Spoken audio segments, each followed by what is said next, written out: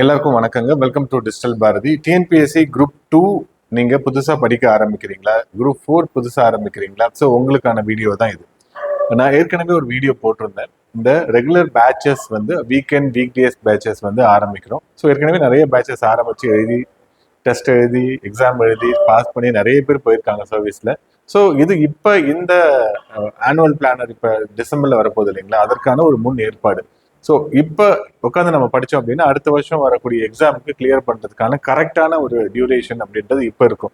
இல்லை நான் நோட்டிஃபிகேஷன் வந்ததுக்கு அப்புறம் தான் ஆரம்பிப்பேன், பிளானர் வந்ததுக்கு அப்புறம் தான் ஆரம்பிப்பேன் அப்படின்னு இல்லாமல் இந்த ஃப்ரெஷர்ஸாக இருக்காங்க, புதுசாக இருக்காங்க இல்லைங்களா, அவங்களுக்கு ஒரு 1 இயர் கோர்ஸாக இதை நம்ம படித்தோம் அப்படின்னா கண்டிப்பாக நம்மளால பாஸ் பண்ண முடியும் அப்படின்றதுக்கான ஒரு கோர்ஸ் தான் இது.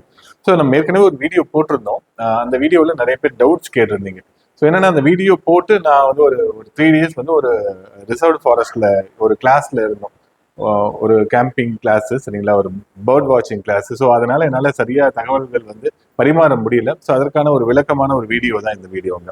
ஓகே, ஸோ நம்ம குரூப் 2 குரூப் 4க்கான கம்பைண்டான ஒரு ப்ரிலிமினரி பேட்ச் ஸ்டாண்டர்ட் வந்து குரூப் 1 ஸ்டாண்டர்டுக்கே நமக்கு வந்து இப்போ இதில் கவர் பண்ணுவாங்க சரிங்களா. ஸோ அதுதான் முதல்ல எல்லாரும் இது எந்த ஸ்டாண்டர்ட்ல இருக்கும் அப்படின்றத கேட்குறாங்க. நம்ம ஒரு குரூப் 1 உடைய ப்ரிலிமினரிக்கு டீட்டெயில்டாக நம்ம ஒரு சிலபஸ் எடுத்து அந்த சிலபஸுக்கு தகுந்த மாதிரி நம்ம கிளாஸஸ் எடுப்போம் இல்லைங்களா. ஸோ அதுதான்.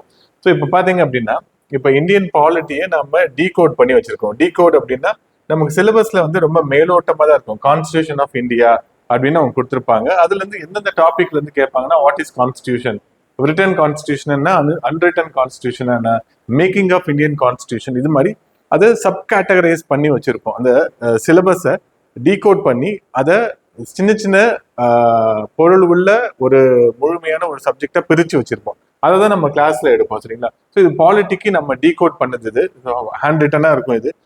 அதே மாதிரி எல்லா சப்ஜெக்ட்டுக்கும் டீகோட் பண்ணி வச்சிருப்போம். இப்போ ஒரு ஃபேக்கல்ட்டி வராரு அப்படின்னா பாலிட்டியில இந்த கான்ஸ்டியூஷன் ஆஃப் இந்தியாவில் ஃபர்ஸ்ட் 6 டாபிக் வந்து ஒரு கிளாஸா எடுப்பாரு. அந்த கிளாஸ்ல டீட்டெயிலா இருக்கும். இந்த டாபிக் நாங்கள் எப்படி சப் கேட்டகரைஸ் பண்ணி வச்சிருக்கோம் அப்படின்னா, இப்போ லேட்டஸ்டா நடந்த கொஸ்டின் பேப்பர் இருக்கு இல்லைங்களா, அதை பேஸ் பண்ணி அதுல சிலபஸ்ல இருந்து மட்டும் கேட்டிருக்க மாட்டாங்க, சிலபஸ்க்கு பின்புறத்துல இருந்து கேட்டிருப்பாங்க.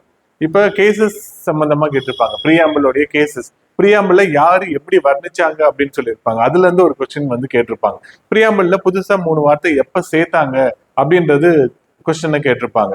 ப்ரீஆம்பிள நம்ம கான்ஸ்டியூஷன்ல ஒரு பார்ட்டா இல்லையா அப்படின்றத ஒரு கொஸ்டினா கேட்டிருப்பாங்க. அதை அமெண்ட் பண்ண முடியுமா முடியாதா, செக்யூலரிசம் மதச்சார்பின்மை அப்படின்றத எடுக்கலாமா வேண்டாமா அப்படின்றத ஒரு கேள்வியை கேட்டிருப்போம். ஸோ ஒரு கிளாஸ் நம்ம எடுக்கிறப்ப டீட்டெயிலா அதை பத்தி நம்ம கிளாஸ்ல உங்களுக்கு சொல்லுவோம்.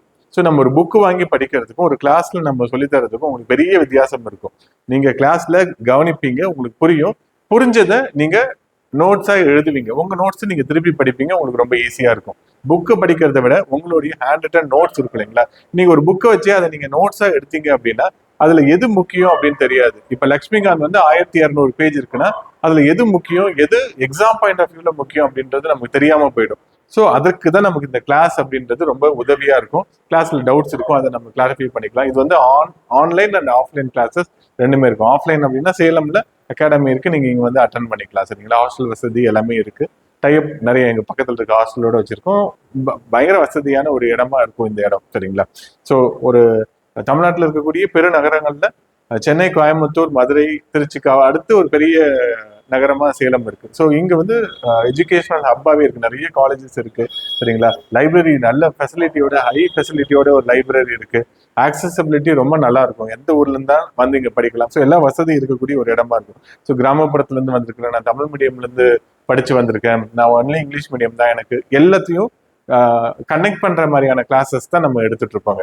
ஸோ கிளாஸஸ் அப்படின்னா நான் உங்களுக்கு ஒரு விஷயத்த சொல்றேன், நீங்க எழுதிக்கோங்க அப்படின்னு இல்லாம, டிக்டேஷன் அப்படின்றது இல்லாம உங்களுடைய அண்டர்ஸ்டாண்டிங் இருக்கும் இல்லைங்களா, நாங்க வந்து டீச் பண்ணுவோம். அதாவது உங்களுக்கு வந்து ஒரு கான்செப்டை புரிய வைப்போம். நிறைய வந்து நமக்கு வந்து ஒரு 50% ஆஃப் சிலபஸ் வந்து கான்செப்சுவலா இருக்கும். எக்கனாமி கான்செப்சுவலா இருக்கும், ஜியாகிரபி கான்செப்சுவலா இருக்கும், இப்போ ஹிஸ்டரிலாம் சிலது ஃபேக்டா இருக்கும். கான்ஸ்டியூஷன் கூட நம்மளோட இந்தியன் பாலிட்டி கூட பாதி கான்செப்சுவலா இருக்கும், பாதி வந்து ஃபேக்சுவலா இருக்கும். இதை எல்லாத்தையும் நம்ம உங்களுக்கு சொல்லி தருவோம். இப்போ வந்து ஒளிச்சேர்க்கை எப்படி நடைபெறுது அப்படின்னு நம்ம சொல்றோம் அப்படின்னா ஒரு பயாலஜி கிளாஸஸ்ல அது உங்களுக்கு அது எத்தனை சைக்கிள்ல வருது அப்படின்றது உங்களுக்கு ஆரம்பத்துல இருந்து கடைசி வரைக்கும் சொன்னாதான் புரியும். நம்ம ஸ்கூல்ல வந்து என்ன பண்ணிருப்போம், மனப்பாடம் பண்ணி அதை வந்து எக்ஸாம்ல எழுதிருப்போம். காலேஜ்ல வந்து மனப்பாடம் பண்ணாம இந்த கடைசி நேரத்துல படிச்சு எழுதியிருப்போம். ஸோ இதற்கும் இப்ப நம்ம இந்த போட்டித் தேர்வுக்கு படிக்கிறதுக்கும் பெரிய வித்தியாசம் இருக்கும். இதை நம்ம எப்படி கடந்து வரோம் அப்படின்றது தான் ரொம்ப முக்கியம். அதுக்கு இந்த கிளாஸஸ் அப்படின்றது ரொம்ப யூஸ்ஃபுல்லா இருக்கும். ஓகே, ஸோ இப்போ பாலிட்டியே நம்ம இது மாதிரி நிறைய படிச்சிருப்போம் சரிங்களா. எவல்யூஷன் ஆஃப் இந்தியன் கான்ஸ்டியூஷன் என்னன்னா, இதுக்கு முன்னாடி ஆக்ட்ஸ் இருந்தது, யூனியன் டெரிட்டரினா என்ன, ஸோ சிட்டிசன்ஷிப்ல ரீசெண்டா என்னென்ன இருக்கு, இப்போ வந்து ரீசெண்டா வந்து சிட்டிசன்ஷிப் அமெண்ட்மெண்ட் ஆக்ட் அப்படின்றது கொண்டு வந்தாங்க இல்லைங்களா. ஸோ இது எல்லாமே நம்ம சொல்லியிருப்போம். எக்ஸ்ட்ரா பாயிண்ட்ஸ் வந்து என்னென்ன இருக்கும், ஃபண்டமெண்டல் ரைட்ஸ்ல என்னென்ன இருக்கு அப்படின்றது ரொம்ப டீட்டெயிலா, cases related to fundamental rights. இதுல இருந்து ஒரு கேள்வி எப்பயுமே தவறாம கேட்டுட்டு இருக்காங்க. டிபிஎஸ்பியோடைய கிளாசிபிகேஷன் வந்தா காந்தியம் சார்ந்து நம்ம என்ன பண்றோம் சரிங்களா, ஃபண்டமெண்டல் டியூட்டிஸ் வந்து எப்ப ஆட் பண்ணாங்க, அதனுடைய ஆர்டர் வந்து கரெக்டா இருக்கா அப்படின்றதுல இங்க யூனியன் கவர்மெண்ட், பார்லிமெண்ட்ல இருக்கக்கூடிய கமிட்டிஸ் சரிங்களா, state government, Indian judiciary, so இதை எல்லாத்தையுமே டீட்டெயிலா நம்ம கிளாஸ்ல எடுப்போங்க. ஸோ எவ்வளோ டாபிக் பாருங்க, அது உள்ள சப் டாபிக்ஸ் எவ்வளோ இருக்கு அப்படின்றத மட்டும் பாருங்க. இந்தியன் யூனியன் டெரிட்டரிஸ் பத்தி நம்ம 239 to 242 ஆர்டிகல்ஸ் சொல்லியிருப்பாங்க. லோக்கல் கவர்மெண்ட் பத்தி நம்ம சொல்லியிருப்போம். லோக்கல் கவர்மெண்ட்ல இருந்து கொஸ்டின்ஸ் வந்து கட்டாயமாக கேட்டுட்டே இருப்பாங்க. So administration of SC area, central state relationship, நிறைய கமிட்டிஸ் ரிலேட்டடா இருக்கிறதுனால நிறைய கேட்பாங்க சரிங்களா. Constitutional and unconstitutional bodies in Indian, அதாவது நம்மளுடைய லக்ஷ்மிகாந்த்ல டீட்டெயிலாவே கொடுத்துருப்பாங்க. எலெக்ஷன் கமிஷன் பத்தி கொடுத்துருப்பாங்க, யூபிஎஸ்சி, ஃபைனான்ஸ் கமிஷன், இதை பத்தி டீட்டெயிலா நம்ம ஒரு கிளாஸ்ல இந்த எக்ஸ்ட்ரா கான்ஸ்டியூஷனல் பாடி பத்தி மட்டுமே ஒரு கிளாஸஸ் எடுப்போம். ஸோ உங்களுக்கு வந்து ஃபுல்லா டீட்டெயிலா எல்லாமே கவர் ஆயிடும். எலெக்ஷன்னா என்னது, ஸ்பெஷல் ப்ரொவிஷன் ரிலேட்டட் டு அந்த சர்டன் கிளாஸஸ் வந்து என்னென்ன இருக்கு, official language, emergency provisions, article 356 வந்து என்ன சொல்லுது, 365 வந்து என்ன சொல்லுது, விமன் எம்பவர்மெண்ட், ஸோ அது ரிலேட்டட் ஸ்கீம்ஸ் வந்து என்ன இருக்கு. ஸோ இது மாதிரி ஒரு டாபிக்கை நம்ம டீட்டெயிலாக வந்து என்ன பண்ணியிருப்போம், டீகோட் பண்ணது ஒன்னா நம்ம வந்து கிளாஸ்ல வந்து எடுத்து சொல்லி தருவாங்க. ஸோ அது வந்து ரொம்ப முக்கியமா இருக்கும், ரொம்ப அவசியமாகவும் இருக்கும். ஸோ இது நம்ம டீட்டெயிலாக நம்ம எழுதியிருப்போம். ஸோ இந்தியன் பாலிட்டியில நம்ம டீகோட் பண்ணியிருக்கோம். ஸோ இப்போ ஒரு ஃபர்ஸ்ட் கிளாஸ்ல அப்படின்னு நம்ம பார்க்குறப்ப இந்த ஃபர்ஸ்ட் 10 டாபிக் மட்டும் நம்ம எடுப்போம் சரிங்களா. ஃபர்ஸ்ட் 10 டாபிக்ல டீட்டெயிலாக எடுப்போம். ஒண்ணுமே எனக்கு தெரியாது, கான்ஸ்டியூஷன்லாம் என்னவே தெரியாது அப்படின்றவங்க கூட இந்த கிளாஸஸ் நீங்க அட்டென்ட் பண்ணீங்கன்னா நீங்க வந்து கண்டிப்பா ஓகே இதெல்லாம் இருக்கு அப்படின்றது உங்களுக்கு தெரியும். அதை சார்ந்து நம்ம ஒரு எக்ஸாம் வைக்கிறப்ப கிளாஸ்ல சொல்லி கொடுத்த ஒரு 6-7 ஃபேக்ட் இருக்கும், சொல்லித்தராத ஒரு 3-4 ஃபேக்ட் இருக்கும். அந்த 3-4 ஃபேக்டர் நம்ம எக்ஸாம் எழுதுறப்ப, டெஸ்ட் எழுதுறப்ப தப்பு பண்ணுவோம். அது என்ன அப்படின்ட்டு நம்ம ஏற்கனவே கிளாஸ்ல எடுத்த நோட்ஸ்ல அது இருக்கா இல்லையா, இல்ல நம்ம ஒரு மெட்டீரியல் கொடுப்போம், ஹேண்ட் ரிட்டன், அதாவது உங்களுக்கு வந்து ஒரு பிரிண்டட் புக் ஒன்று தருவோம். ஸோ அதுல அது இருக்கா அப்படின்னு நம்ம தேடி படிச்சு அதை நம்ம சேர்த்து நம்மளோட நோட்ஸ்ல ஆட் பண்ணுவோம். திரும்ப அந்த நோட்ஸ் நம்ம படிப்போம். திரும்ப ஒரு பேப்பர் இருக்கும், கஷ்டமான டெஸ்ட் செட் பண்ணுவோம். அதுல ஒரு 4-5 ஃபேக்ட் உங்களுக்கு தெரியாத ஃபேக்ட் இருக்கும், அதை தேடி கண்டுபிடிச்சு அந்த ஃபேக்டை திருப்பி உங்களோட நோட்ஸ்ல சேர்ப்பீங்க. இப்படிதான் நோட்ஸை ஒன்னொன்னா என்ரிச் பண்ணிட்டே நம்ம போவோம். கடைசியில் அந்த நோட்ஸ் நம்ம படிச்சுட்டு போனாவே எக்ஸாம்ல பாஸ் பண்ணிடும். அந்த அளவுக்கு நம்ம நோட்ஸை நம்ம சரி பண்ணுவோம். நம்ம எடுக்கக்கூடிய கிளாஸஸும் நம்ம வைக்கக்கூடிய தேர்வுகளும் உங்களை அந்த பாதையை நோக்கி போக வைக்கும். எதுனா எந்த வேலையை வாங்குவதற்கான பாதை எதுவோ அதை நோக்கி உங்களை போக வைக்கும். ஸோ அதுதான் ரொம்ப முக்கியம். So evolution of Indian constitution 1773 regulation act, ஒழுங்குமுறை சட்டம் 1773 ஆரம்பிச்சு 1947 இந்திய விடுதலை சட்டம் வரைக்கும் இருக்கக்கூடிய முக்கியமானது அந்த பரிணாம வளர்ச்சி அப்படின்னு சொல்லுவாங்க இல்லைங்களா. அது எப்படி நடந்தது, ஸோ கவர்னர் ஜெனரலுடைய ஆலோசனை குழுல யார் யார் இருந்தாங்க, தலைமை ஆளுநர் முதல்ல யார் இருந்தாங்க, எப்போ வந்து வைஸ்ராய் அப்படின்ற ரோல் வந்துச்சு, ஸோ இது எல்லாமே ரொம்ப முக்கியமானது. இப்ப இருக்கக்கூடிய கான்ஸ்டியூஷனுக்கு முன்னாடி வந்து எந்தெந்த வடிவத்துல இருந்து 1919 சட்டத்துல என்ன வந்துச்சு, கவர்மெண்ட் ஆஃப் இந்தியா 1935 வந்து என்ன இருந்துச்சு, அது எல்லாத்தையுமே நம்ம வந்து கிளாஸஸ் எடுப்போம் இல்லைங்களா. ஸோ அதெல்லாம் ரொம்ப முக்கியம்.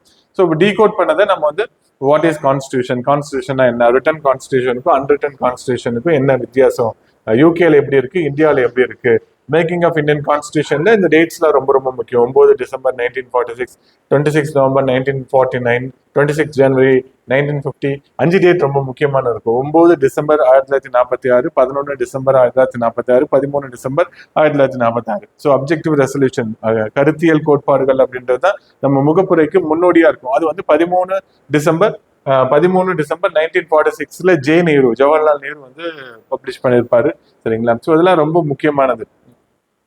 Working of Indian constitution, committees வந்து என்னென்ன கான்ஸ்டியூஷன்ல இருக்கு, சும்மா அதாவது நம்ம ஒரு கிளாஸை எடுக்கிறோம் அப்படின்னா அந்த கிளாஸை எப்படி நம்ம அணுகணும் அப்படின்றதுக்காக நான் சொல்றேங்க. ஃபேக்கல்டிஸ் இப்படிதான் கிளாஸஸ் உங்களுக்கு எடுப்பாங்க.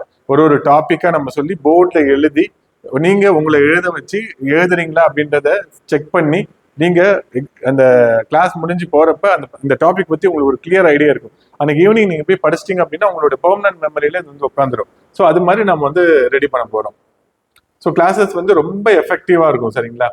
So evolution of Indian constitution, நம்மளோட சில மாதிரி 1773 ரெகுலேஷன் ஆக்ட்ல இருந்து 1784 Pitt's India act, charter act, 1858 government of India act. So இதுல முக்கியமானதுல என்னென்ன இருக்கு அப்படின்றத வச்சு நம்ம டீட்டெயிலா எல்லாத்தையுமே வந்து சொல்லியிருப்போம். ஸோ கிளாஸஸ் வந்து ரொம்ப எஃபெக்டிவா இருக்கும். உங்களுக்கு இந்த கிளாஸஸ் நீங்க அட்டென்ட் பண்ணதுக்கு அப்புறமா ஒரு கிளியர் ஐடியா அப்படின்றது வரும். மெயின்ஸ் வந்து இப்ப எல்லாரும் பிலிம்ஸ் கம்ஸ் மெயின்ஸ் கிளாஸா அப்படின்னு கேட்கறாங்க. அதெல்லாம் கிடையவே கிடையாது.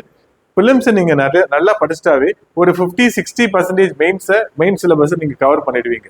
இப்போ இருந்தே மெயின்ஸ்க்கு நான் ரிட்டன் ப்ராக்டிஸ் கொடுக்குறேன் அப்படின்ற தேவையே இல்லை.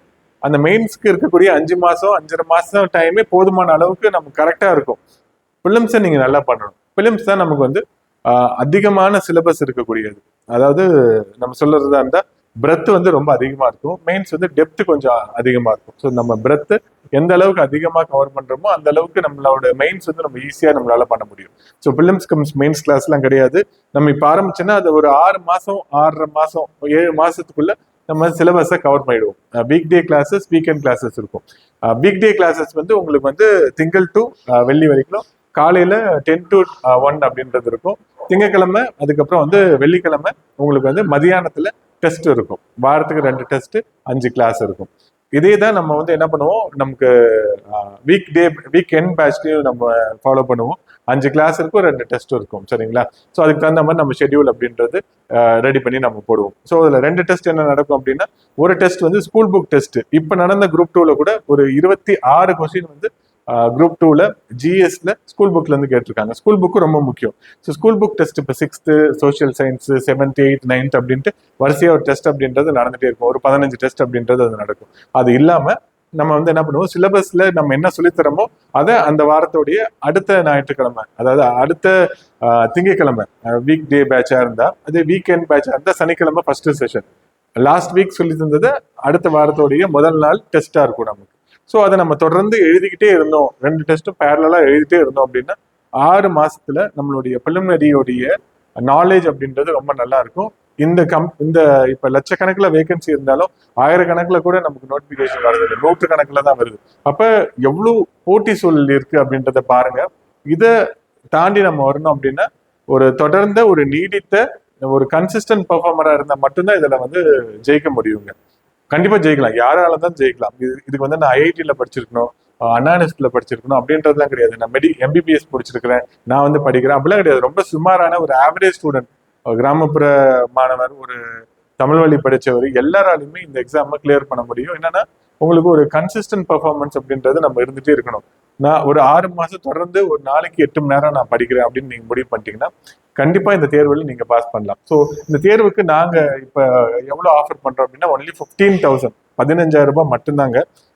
1 இயர் வரைக்கும் இந்த கோர்ஸ் வந்து எக்ஸ்டெண்ட் ஆகும். சரிங்களா? உங்களுக்கு வந்து ஃபர்ஸ்ட் சிலபஸை ஃபுல்லா கவர் பண்ணிடுவோம், அதுக்கப்புறம் ரிவிஷன்ஸ் இருக்கும், அதுக்கப்புறம் ஃபுல் டெஸ்ட் இருக்கும். டெஸ்ட் வந்து ஆல்மோஸ்ட் ஒரு 70 to 80 டெஸ்ட் அப்படின்றது கவர் ஆயிடும். இப்ப அதற்கான மெட்டீரியல் அப்படின்றது தந்துருவோம். ஜிஎஸ்க்கான ஃபுல் செட் ஆஃப் மெட்டீரியல் அப்படின்றது தந்துருவோம். பாலிட்டிக்கு, அப்புறம் திருக்குறளுக்குன்னு தனியா இருக்கும், யூனிட் 8க்கு தனியா இருக்கும். சரிங்களா?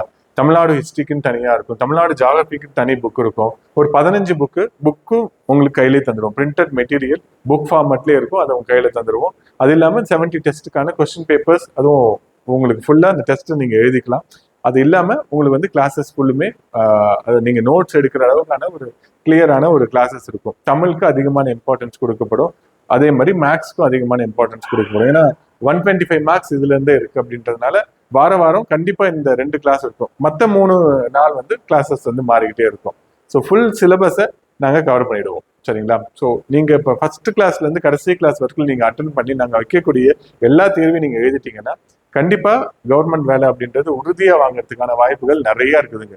நான் எவ்வளவு ஆவரேஜ் ஸ்டூடெண்ட் தான் இருந்தாலும் அது ஒன்றும் பிரச்சனையே கிடையாது. நான் சொல்லக்கூடிய வழிமுறையை பின்பற்றிட்டு வந்தீங்க அப்படின்னா கண்டிப்பா இந்த வேலையை வாங்குறதுக்கான அனைத்து வாய்ப்புகளும் உங்களுக்கு இருக்குங்க. ஓகே, ஸோ அது தவிர ஏதாவது உங்களுக்கு டவுட் அப்படின்னா நீங்க இந்த நம்பருக்கு கால் பண்ணுங்க. 9443128844 801-527-1323 8148402427 இந்த 3 நம்பர்ல எந்த நம்பருக்கு வேணாலும் நீங்க கால் பண்ணி என்ன டவுட்டா இருந்தாலும் நீங்க கேளுங்க. இந்த கிளாஸ் ஸோ வர 11ஆம் தேதி சனிக்கிழமையில இருந்து ஆரம்பிக்குது. ஆன்லைன் அண்ட் ஆஃப்லைன் இருக்கும். ஆன்லைன் கிளாஸ் வந்து ஜூம் கிளாஸ் இருக்குங்க, சரிங்களா? நீங்க கிளாஸை நான் மிஸ் பண்ணிட்டேன் அப்படின்னா ரெக்கார்டட் கிளாஸ் உங்களுக்கு தருவோம். ஸோ நீங்க எந்த கிளாஸையும் மிஸ் பண்ணாம எல்லாத்தையும் அட்டன் பண்ணணும் அப்படின்றதுக்காக எங்களுடைய அந்த டெஸ்ட் போர்ட்டல்ல எல்லாத்தையுமே அப்லோட் பண்ணிடுவோம். கிளாஸஸ் எந்த கிளாஸையும் நம்ம மிஸ் பண்ணக்கூடாது அப்படின்றதுக்காக. ஸோ வெரி எஃபெக்டிவ் மேனர்ல இந்த கிளாஸ் அப்படின்றது கண்டக்ட் பண்ணுவோம். ஸோ நான் ரொம்ப ஒரு 15 வருஷம் இதில் எக்ஸ்பீரியன்ஸ் இருக்குங்க. அப்போலோ ஐஏஎஸ் அகாடமியில் ஒரு மோர் தென் ஒரு 8 இயர்ஸ் நான் ஃபேக்கல்ட்டி கொஸ்டின் பேப்பர் செட் பண்ணுறது, பேப்பர் எவாலுவேட் பண்ணுறது, சரிங்களா, டிரான்ஸ்லேஷன் எல்லா பார்ட்லேயும் ஒர்க் பண்ணிருக்கிறோம். ஸோ இங்கே இருக்கக்கூடிய எல்லா ஃபேக்கல்ட்டியுமே very knowledge, very experience in their subject, சரிங்களா? தமிழையா வந்து பிஹெச்டி இன் தமிழ். ஸோ அவ்வளோ நாலேஜான ஆளுங்க தான் எடுப்பாங்க. மேக்ஸு, எம்எஸ்சி, எம்ஃபில் இன் மேக்ஸு. ஸோ அது மாதிரி அந்தந்த சப்ஜெக்ட்ல ரொம்ப நாலேஜாக இருக்கிறவங்க. இப்போ பயாலஜி சார் வந்து அவர் வந்து ஸ்கூல்ல ஹெட் மாஸ்டர் இருக்காரு. ரொம்ப அந்த பயாலஜி, பாட்னி, ஜுவாலஜி ரொம்ப எஃபெக்டிவாக உங்களுக்கு சொல்லி தருவாங்க. அது மாதிரி யூபிஎஸ்சி மெயின்ஸ் எழுதின ஆஸ்பிரண்ட்ஸ் தான் இங்கே கிளாஸ் எடுக்கிறாங்க. ஸோ டீச்சர்ஸ் வந்து உங்களுக்கு ரொம்ப சூப்பராக நல்லா உங்களுக்கு புரிகிற மாதிரி சொல்லி தருவாங்க. டவுட்ஸ் கேட்டால் கிளாரிஃபை பண்ணுவாங்க. ஸோ கிளாஸ் ரூமும் பெரிய கிளாஸ் ரூம், 100 மெம்பர்ஸ் உட்கார அளவுக்கான ஒரு கிளாஸ் ரூம் இருக்கு. சுற்று வட்டாரம் ரொம்ப அமைதியான சூழல் இருக்கும். அந்த பஸ் சத்தம் அது மாதிரிலாம் எதுவும் கேட்காது. மயில் கத்துற சத்தம், சரிங்களா, அது மாதிரி வந்து இந்த காக்கா குருவிகளோட சத்தம் இதுதான் கேட்கும். வேற எந்த நாய்ஸ் பொல்யூஷன் எதுவுமே இங்கே இருக்காது, சரிங்களா. இந்த மாதிரி ஏர் பொல்யூஷன் எதுவும் இல்லாத ஒரு இடமா இருக்கும். ரொம்ப ஒரு சேஃபான, செக்யூரான ஒரு இடமாவும் இருக்கும். ஸோ நீங்க தமிழ்நாட்டில் எங்க இருந்தாலும் இங்க வந்து படிக்கிறதுக்கான வாய்ப்புகளும் வசதிகளும் இங்க இருக்குங்க. படிச்சுட்டு ஒரு வேலை வாங்கிட்டு போறதுக்கான ஸோ எல்லா முயற்சியும் நாங்கள் தொடர்ந்து பண்ணிட்டே இருப்போம். அந்த பயிற்சியை நீங்க ஃபாலோ பண்ணீங்கன்னா கண்டிப்பா வேலை வாங்கிடலாங்க. நன்றி.